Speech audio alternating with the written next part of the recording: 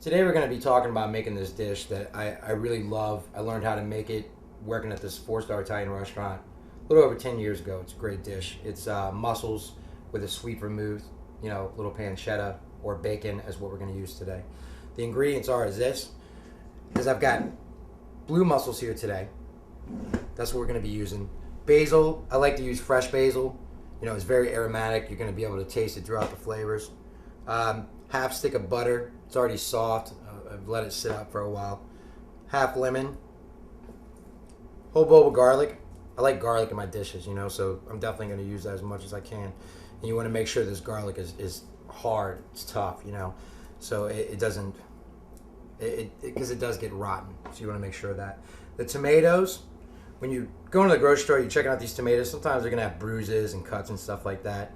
Don't worry about it. As long as it's not too bad, you can cut it out. Red onion.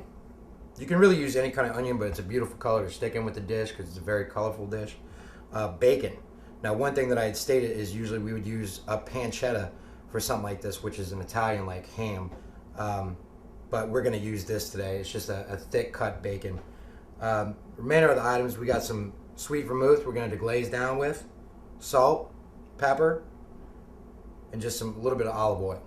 You don't want to use extra virgin or anything. You can use an extra virgin to top it off with once the dish is done, but other than that, you just want to leave it. And then we'll come into this bread a little bit later. It's just ciabatta bread. We use it to finish off the dish with.